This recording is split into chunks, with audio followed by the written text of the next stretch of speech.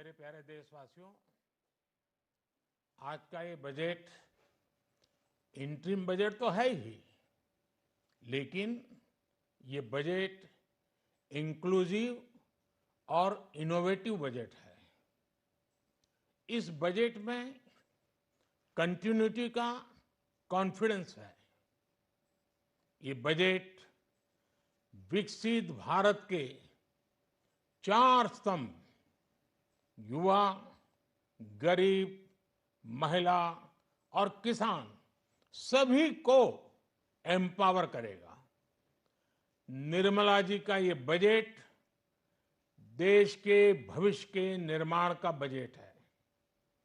इस बजट में 2047 के विकसित भारत की नींव को मजबूत करने की गारंटी है।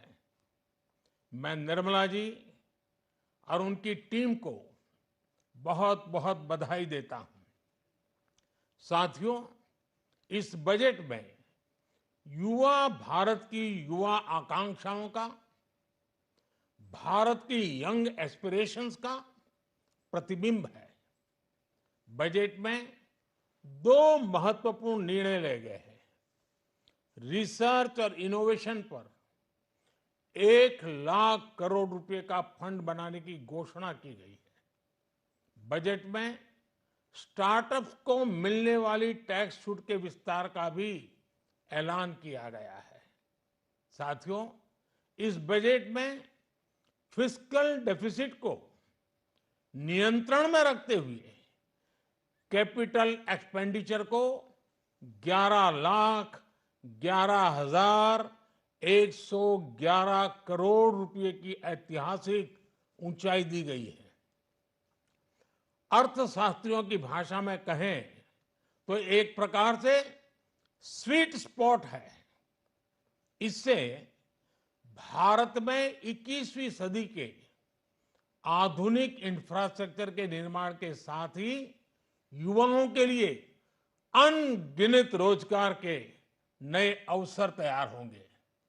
बजट में वंदे भारत स्टैंडर्ड की 40,000 आधुनिक बोगियां बनाकर उन्हें सामान्य यात्री ट्रेनों में लगाने का ऐलान किया गया है।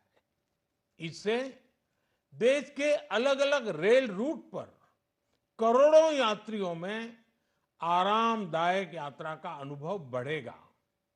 साथियों, हम एक बड़ा लक्ष्य तय करते हैं, उसे प्राप्त करते हैं और फिर उससे भी बड़ा लक्ष्य अपने लिए तय करते हैं।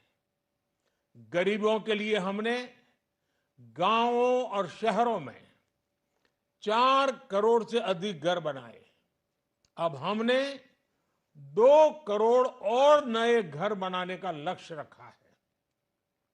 हमने 2 करोड़ महिलाओं को लखपति दीदी बनाने का लक्ष्य रखा था। अब इस लक्ष्य को बढ़ाकर 3 करोड़ लखपति दीदी बनाने का कर दिया गया है। आयुष्मान भारत योजना ने गरीबों की बहुत मदद की है। अब आंगनवाड़ी और आशा वर्कर, उन सबको इस योजना का लाभ मिलेगा। साथियों, इस बजट में गरीब और मध्यम वर्ग को एम्पावर करने, उनके लिए आय के नए अवसर बनाने पर भी बहुत जोर दिया गया है। रूफटॉप सोलर अभियान में 1 करोड़ परिवारों को सोलर रूफटॉप के माध्यम से मुफ्त बिजली प्राप्त होगी। इतना ही नहीं, सरकार को अतिरिक्त बिजली बेचकर लोगों को 15 से 20 हजार प्रति वर्ष की आय भी होगी और ये हर परिवार को होगी। साथियों, आज जिस इनकम टैक्स रेमिशन स्कीम की घोषणा की गई है, उससे मध्यम वर्ग के करीब 1 करोड़ लोगों को बड़ी राहत मिलेगी। पिछली सरकारों ने सामान्य मानवी के सिर पर दशकों से ये बहुत बड़ी तलवार लटका कर रखी थी। आज इस बजट में किसानों के लिए भी बहुत महत्वपूर्ण और बड़े निर्णय लिए गए हैं। नैनो डीएपी का उपयोग हो, पशुओं के लिए नई योजना हो, पीएम मत्स्य संपदा योजना का विस्तार हो और आत्मनिर्भर ऑयल सीड अभियान हो। इससे किसानों की आय बढ़ेगी और खर्च कम होगा।